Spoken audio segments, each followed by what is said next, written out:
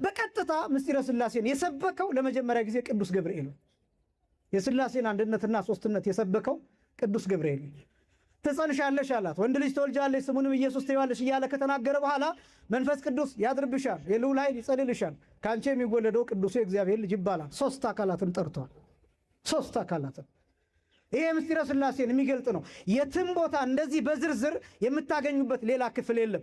የዚህ ማጠናከሪያ በስም በመጠራታቸው ብቻ የማቴዎስ ወንጌል ምዕራፍ 28 ቁጥር 19 ላይ ስታጠምቁ በአብ በወልድ በመንፈስ ቅዱስ አጥምቁ ብሎ ጌታ የተናገረው እሱ ካልሆነ በስተቀር እንደዚህ ዘርዘር ያለ አስደናቂ ነገር የተገለጠበት ደግሞ ይሄ በጣም ሲሰፋ አብ ምንድነው ድርሻው፣ ወልድ አካላዊ ድርሻው ምንድነው፣ መንፈስ ቅዱስ አካላዊ ድርሻው ምንድነው የሚለው የተቀመጠው በሉቃስ ወንጌል ምዕራፍ 1 ላይ ብቻ ነው። መጽሐፍ ቅዱስ ላይ ዝም ብሎ አይደለም ይህንን ቃል የተናገረው። መንፈስ ቅዱስ ያድርብሻል። ለምን? የልዑል ኃይል ይጸልልሻል። ለምን? ይጸልልሻል ማለት ምን ማለት ነው? ከዛ ቅዱሱ ካንቺ የሚወለደው ቅዱሱ የእግዚአብሔር ልጅ ይባላል። ለምን እንዲህ አለው? ለምን እንዲህ ገለጠው? እነዚህ ሁሉ የየራሳቸው አስደናቂ የሆነ ትንታኔ ያላቸው ናቸው። ይሄ መንፈስ ቅዱስ ያድርብሻል የሚለው ቃል የኛ ሊቃውንት በሶስት ከፍለው አስቀምጠውታል። አንዱ ለማንጻት፣ ሁለተኛው ለመክፈል፣ ሶስተኛው ለማዋሃድ። እነዚህ ቃላት እንዳልኳችሁ ሊከብዱ የሚችሉ ናቸው። መስማት ግን አለባችሁ። ማንጻት ማለት መጠበቅ ማለት ነው። ከኃጢአት ማንጻት ማለት አይደለም። እመቤታችን ከጥንትም ንጽሕት ናት፣ ጥንተ አብሶ የለባትም፣ ክብር ይግባትና።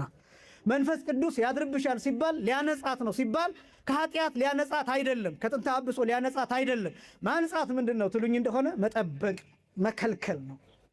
ለምሳሌ እኔ ይህንን ካባ እንደተገዛ በጥሩ ልብስ በጥሩ ሳጥን አድርጌ በፌስታል ሸፍኜ በላስቲክ አድርጌ ባስቀምጠው ካባውን ከሆነ ጊዜ በኋላ ሳወጣው ንጹህ ነው።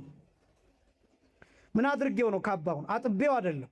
እንደተገዛ እንደመጣ ያደረኩት ነገር ከቆሻሻ ከልክዬ አስቀመጥኩት። ቆሻሻ እንዳይለካው አደረኩኝ፣ ጠበቅኩት፣ ከለከልኩት።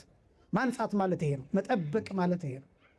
ከዛ መክፈል ሲባል ምን ማለት ነው ሲባል ስጋን መክፈል፣ ነፍስን መክፈል። ይህን የሚሰራው እግዚአብሔር መንፈስ ቅዱስ ነው።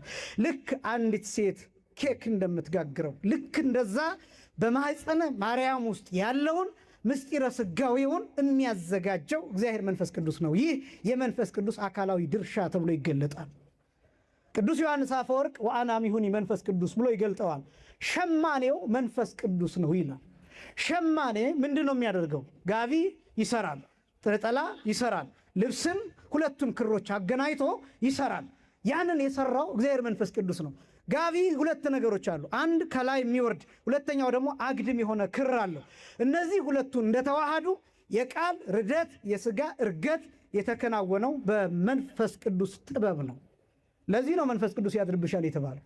መንፈስ ቅዱስ በድንግል ማርያም ማኅፀን የሚሰራው ነው። ከዛስ ማዋሃድ ነው። ማዋሃድ ማለትን ማለት ነው የተከፈለውን ሥጋ የተከፈለውን ነፍስ ከቃል ጋር ማዋሃድ። ይህን የሚሰራው ማን ነው?